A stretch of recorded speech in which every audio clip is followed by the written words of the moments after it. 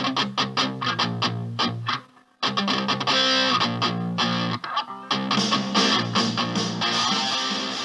gente, sejam bem-vindos aqui a mais um vídeo do Super Acadêmico.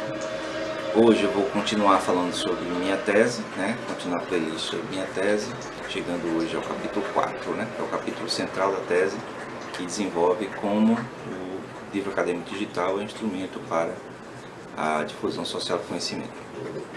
Antes de começar, não esqueça de se inscrever no canal, dar like nesse vídeo, compartilhar e dar uma olhada também aí na descrição do vídeo os links que tem disponíveis. Vamos lá. Então, como o capítulo é grande, tem 5 subitens, eu vou ver se eu divido em 2 vídeos, para não ficar muito longo, muito chato para vocês. Então, no primeiro item do capítulo 4, que é a introdução do capítulo, eu reapresento, trago de volta a temática da difusão do conhecimento, faço a distinção entre difusão social do conhecimento e gestão do conhecimento.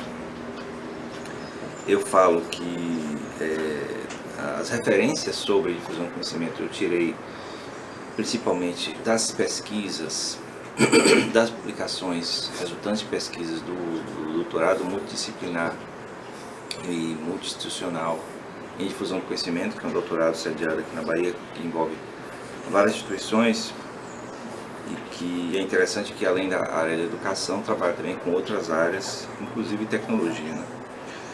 Então, aqui, os autores, eles trazem muitas questões do que é o conhecimento, como eu questiono também, que conhecimento é esse que é difundido através dos mecanismos, dos dispositivos oficiais da educação, especialmente na universidade.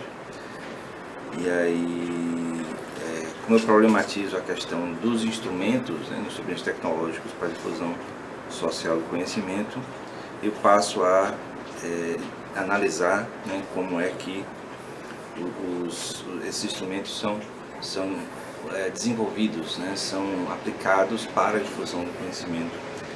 A grande questão que é colocada por muitos desses autores, como eu acho que já falei tanto no capítulo 2 quanto no 3, que eu falo da editora e também do referencial teórico, é que muitas vezes se assume que utilizando novas tecnologias aplicadas à educação, educação à distância, o ensino à distância, a internet,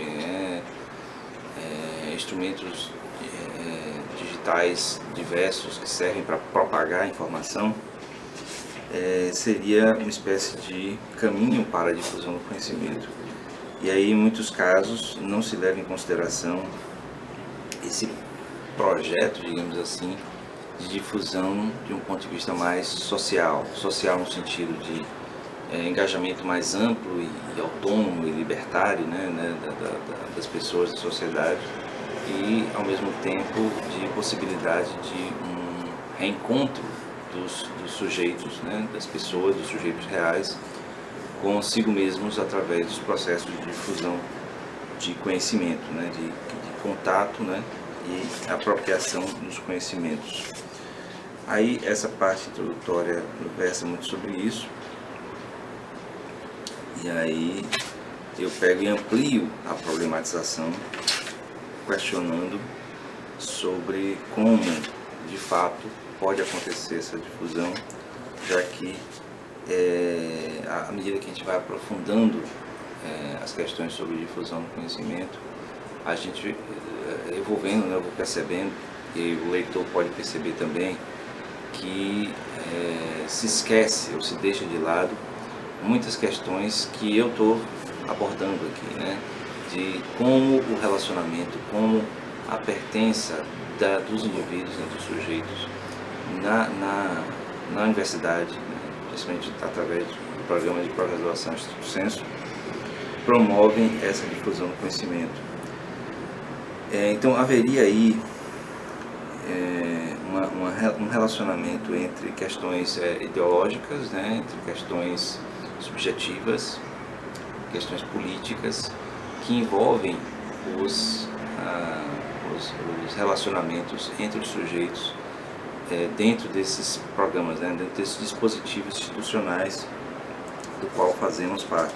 Eu faço parte e pude usar isso como um conhecimento, com apreensão minha a respeito da situação. E aí eu pude problematizar essa questão a partir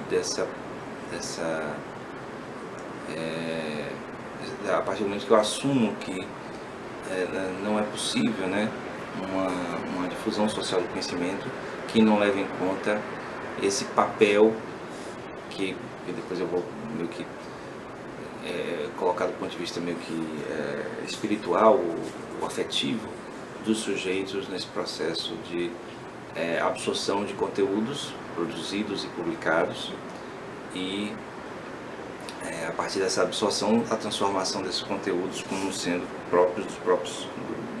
apropriados, né, dos próprios sujeitos, pertencentes ao próprio sujeito.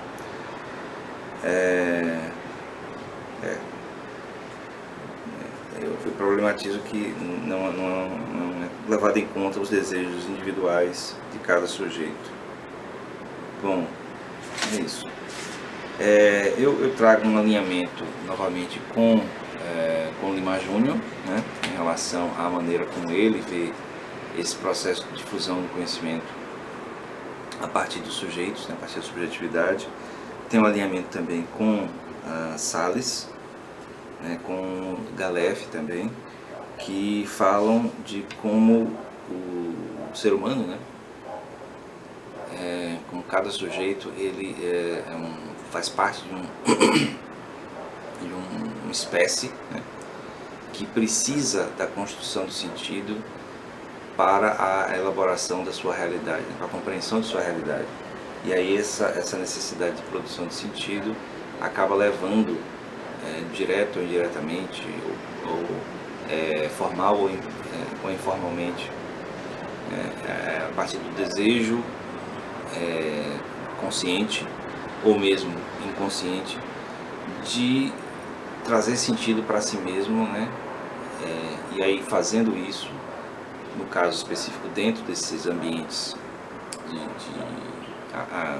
pesquisa, né, acadêmica e tal, e aí proporciona essa absorção individual, né, subjetiva, e construção do conhecimento seu, do conhecimento não só para si, mas seu. Então a verdade é constante nesses dispositivos, no caso do livro acadêmico digital, né, passa a ser dos sujeitos, que novamente assim, como instrumento, ele passa a ser um instrumento possível entre outros. Então, como eu analisei a partir desse argumento inicial de que o livro acadêmico digital é um instrumento, um instrumento tecnológico que proporciona uma maior abrangência para a difusão por causa da sua natureza não física, tal, que consegue ampliar mais o potencial de acesso e leitura. No final das contas, apesar desse potencial maior, o que conta mesmo para o processo de difusão é a absorção junto aos sujeitos, né? A absorção desses conteúdos, a apropriação desses conteúdos pelos sujeitos por uma via que é puramente subjetiva, que é uma via baseada realmente na vontade, no vínculo daqueles sujeitos com aqueles conteúdos, no relacionamento deles com os professores, né, e também com outros estudantes a partir desse vínculo de comunidade, que aí inclusive eu vou trazer a ideia de comunidade de conhecimento que o Foucault trabalha, né, nesses ambientes de aprendizado. Então haveria uma ideia de uma comunidade que possibilita, né, que potencializa esse processo de difusão por causa da vontade, dos desejos de cada sujeito diante das recomendações, né, diante da exposição aos conhecimentos acumulados nesses instrumentos, no caso, no livro. E aí, bom, eu vou e volto, retomo algumas coisas, tanto do referencial teórico, falando das novas tecnologias, e que muitos autores colocam na própria tecnologia o papel da difusão, mas eu coloco isso como problematização, que não me parece que seja simplesmente a tecnologia que proporciona. E aí sempre volto à questão do livro acadêmico digital como sendo um exemplo dessas tecnologias, com muitos autores que pesquisaram sobre o livro digital colocam também como possibilitando a difusão do conhecimento, e aí às vezes esquece, né, deixa secundário a participação dos sujeitos.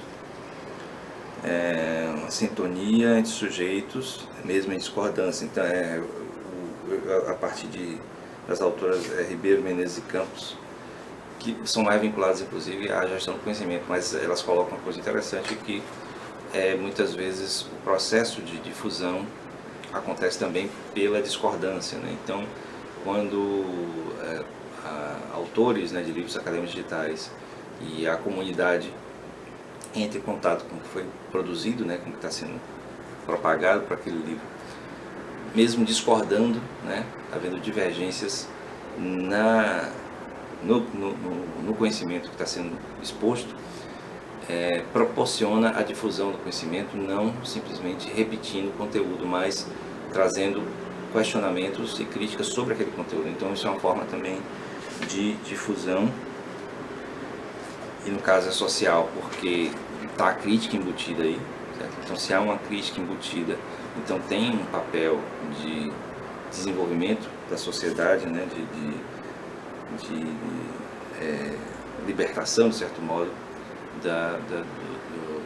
desse ambiente comunitário, de um conhecimento que se discorda a respeito, né? Então essa possibilidade sempre também.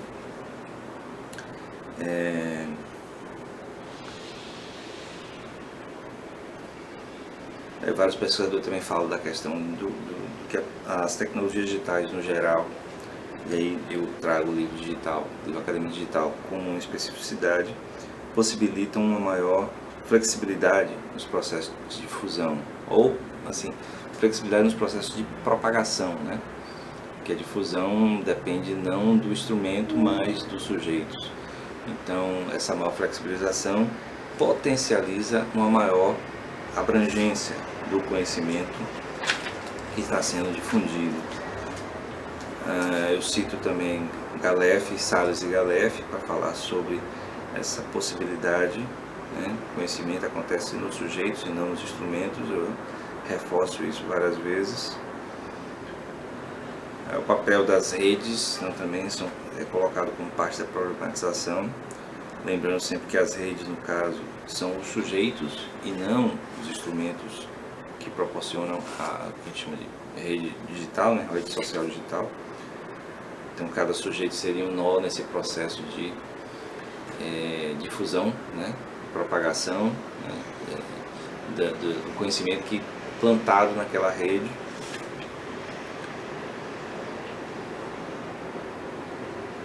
O papel do livro acadêmico digital na vida escolar universitária é justamente de transmissão dos elementos simbólicos constantes naquele livro, no nível da subjetividade. Bom, aí eu vou muito por esse caminho, justamente esse item 4.1, né, que depois da introdução seria o item da maior problematização, aprofundamento da problematização sobre a difusão do conhecimento. E aí, a partir daí, como a minha percepção é de que o dispositivo institucional, né, a universidade, o programa de pós-graduação, a própria editora, fazem parte de um esquema político-ideológico que macro, né, no sentido maior, no sentido macro social, ele expressa, ou ele representa uma série de elementos políticos, ideológicos, econômicos, tal, mas que no nível das micro-relações sociais, micro-relações de poder na sociedade, no caso dessa comunidade, proporcionam uma série de elementos, né, passíveis de serem analisados para o processo de difusão social do conhecimento, que é o que eu começo a analisar, né?